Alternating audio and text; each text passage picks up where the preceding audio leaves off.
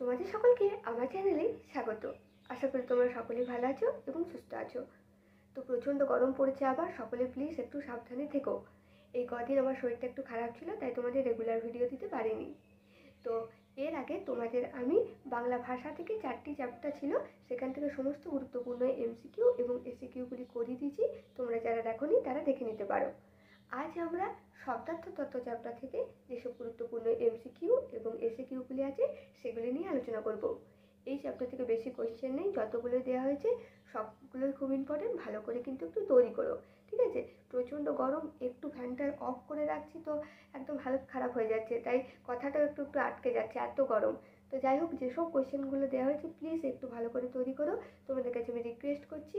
এবং কোনো অসুবিধা হলে অবশ্যই কিন্তু কমেন্ট করে জানিও, ঠিক আছে? তো চলো আজকের কোয়েশ্চেন অ্যান্সারগুলি দেখে নেওয়া যাক। তো শব্দার্থ তত্ত্ব থেকে আজকের প্রথম প্রশ্ন, থিসরাস শব্দের ব্যুৎপত্তিগত অর্থ কী? এই কোয়েশ্চেনটা কিন্তু বারবার পরীক্ষাতে এসেছে, তাই ভালো করে তৈরি করবে। শব্দার্থ তত্ত্ব থেকে দেখো থিসরাসের গুরুত্ব অত্যন্ত গুরুত্বপূর্ণ। এই থিসরাস থেকে যা যা কোয়েশ্চেন বেরিয়ে এসেছে সমস্তটাই কিন্তু আজকে করানো হবে, তাই সকলে কিন্তু ভালোভাবে করবে। থিসরাস শব্দের ব্যুৎপত্তিগত অর্থ হলো রত্নাগার। সংস্কৃত ভাষায় রচিত একটি থিসরাসের উদাহরণ হলো অমরকোষ।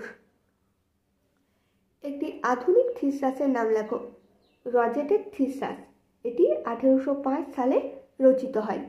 দেখো, তোমাদের অনেক কোয়েশ্চেন আছে কিন্তু সমস্ত কোয়েশ্চেন দেওয়া হয়নি, কারণ সাজেশন হিসেবে দেওয়া হচ্ছে। অতটা বই পড়া সম্ভব নয় আর এত কোয়েশ্চেন করাও সম্ভব নয়, তাই যেগুলো ইম্পর্টেন্ট সেগুলোই দেওয়া হচ্ছে। তাই সকলকে আমি বারবার করে রিকোয়েস্ট করছি, ভালোভাবে কিন্তু 2-4 বার পড়বে, তাহলেই হয়ে যাবে, ঠিক আছে? চাপ নেওয়ার প্রয়োজন নেই।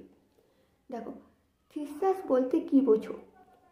থিসরাস হলো শব্দার্থের এমন এক রেফারেন্স বই যেখানে অর্থ সম্পর্কযুক্ত সমার্থক বা বিপরীতার্থক, এটা ব্র্যাকেটে লিখবে, শব্দগুলিকে বর্ণানুক্রমে তালিকাবদ্ধ করা হয়। এরপর দেখো, একটি বাংলা থিসরাসের উদাহরণ।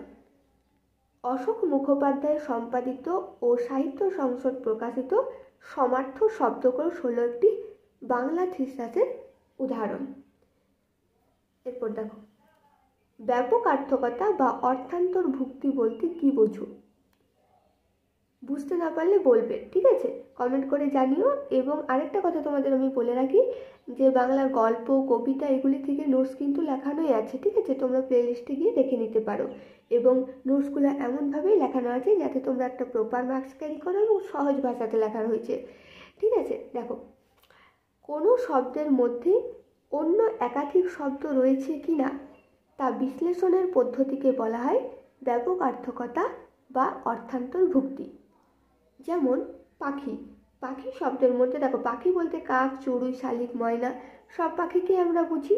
তাই বলেছি যে কোনো শব্দের মধ্যে অন্য একাধিক শব্দ আছে কিনা তা বিশ্লেষণের পদ্ধতিকে বলা হয় ব্যাপকার্থকতা বা অর্থান্তর্ভুক্তি। এরপরে দেখো, শব্দার্থের রূপান্তর অন্য কি নামে পরিচিত? শব্দার্থ সংক্রমণ বা শব্দার্থ সংশ্লেষ বা শব্দার্থের আমূল পরিবর্তন নামে পরিচিত। এই শব্দার্থ তত্ত্ব থেকে কিন্তু প্রশ্ন প্রতি বছর দেখা গেছে, তাই ভালো করে কিন্তু এইখান থেকে কোয়েশ্চেন করবে। এখান থেকে যে 5 মার্কসেরগুলো আছে সেগুলো আমি ডেসক্রিপশন বক্সে লিঙ্ক দিয়ে দেবো, তোমরা সেখান থেকে চাইলে করে নিতে পারো, ঠিক আছে? এবং কোনো অসুবিধা হলে কমেন্ট করো। শব্দার্থ তত্ত্বের দুটি শাখার নাম লেখো। ঐতিহাসিক শব্দার্থ তত্ত্ব এবং শব্দভিত্তিক শব্দার্থ তত্ত্ব। এরপরের এই যে শব্দার্থের সংকোচ, প্রসার এবং রূপান্তর থেকে যে উদাহরণগুলো দিচ্ছি সেগুলো কিন্তু ভালোভাবে মনে রেখো, কারণ এই উদাহরণ তুলে কিন্তু প্রশ্ন দেয়, ঠিক আছে? এবং এই জিনিসটা খুব ইম্পর্টেন্টও, ঠিক আছে? তাই ভালো করে এখানটা একটু মনে রেখো। দেখো, শব্দার্থের সংকোচের উদাহরণ হলো অন্ন থেকে ভাত। অন্ন বলতে আগে একটা বুঝিয়ে নিই, তাহলে বাকিগুলো বুঝতে পারবে। অন্ন বলতে আগে সমস্ত খাবারকেই বোঝানো হতো, এখন শুধুমাত্র ভাতকেই বোঝানো হয়, অর্থাৎ স্পেসিফিক একটা জিনিসকে বোঝানো হয়, তাই এটা শব্দার্থের সংকোচ হয়েছে। এছাড়া মৃগ থেকে হরিণ, মুনিশ থেকে মজুর, প্রদীপ থেকে বিশেষ ধরনের দ্বীপ। এরপর দেখো, শব্দার্থের প্রসার। এবার প্রসার বলতে এটা আরও বিস্তৃত হয়েছে, যেমন কালী, এখন কালি বলতে সব রঙকে বোঝায়, যেমন লাল, নীল, হলুদ। কুমোর থেকে এখন হয়েছে যে মাটির নানা জিনিস তৈরি করেন। গাং যে কোনো নদী। ধন্য থেকে সৌভাগ্যবান। পরশুকে আগামীকালের পরের দিন এবং গতকালের আগের দিন হিসেবেও ব্যবহার করা হয়। ঠিক আছে, এরপরে আমি এই ঐতিহাসিক শব্দার্থ তত্ত্বটা এত দূর বলে নিই এবং তারপরে তোমাদের আমি শব্দার্থে রূপান্তরের যে জিনিসটা আছে সেটা বোঝাবো। অবশ্যই বারবার করে বলছি, এই 3টে জিনিস ভালো করে কিন্তু মনে রাখবে এবং এটা 5 মার্কসের কোয়েশ্চেনও লেখানো আছে, তোমাদের আমি লিঙ্ক দিয়ে দেবো, যদি চাও তো দেখে নিতে পারো। দেখো, ঐতিহাসিক শব্দার্থ তত্ত্ব কাকে বলে? সময়ের সঙ্গে ভাষায় শব্দার্থের পরিবর্তন যে শব্দার্থ তত্ত্বে আলোচিত হয় তাকে বলা হয় ঐতিহাসিক শব্দার্থ তত্ত্ব। অর্থাৎ সময়ের সাথে ভাষার শব্দের পরিবর্তন যে শব্দার্থ তত্ত্ব আলোচিত করে তাকে আমরা ঐতিহাসিক শব্দার্থ তত্ত্ব বলবো। এরপরে আমরা শব্দার্থের রূপান্তরটা দেখব। দেখো, যেমন শব্দার্থের রূপান্তর অর্থাৎ একদমই পরিবর্তিত রূপে হয়ে যাচ্ছে। যেমন ভাত শব্দের আদি অর্থ ছিল প্রাপ্য খাদ্যের অংশ, তাহলে ভাত থেকে প্রাপ্য খাদ্যের অংশ।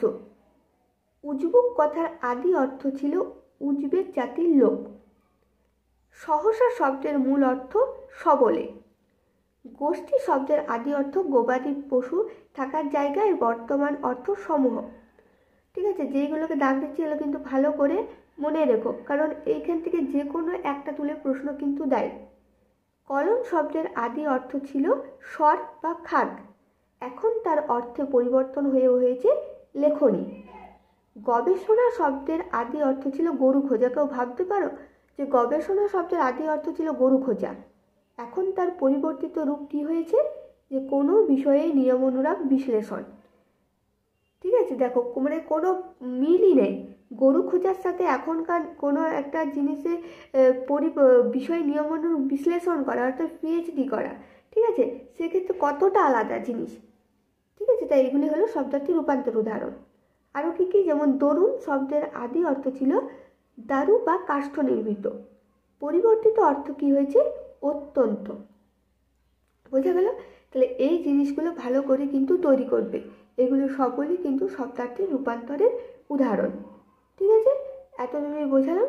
আজকে এই শব্দার্থ তত্ত্বটা শেষ হলো এবং এই যে বাংলা ভাষা থেকে সমস্ত এমসিকিউ এসিকিউ করানো কমপ্লিট হয়ে গেল।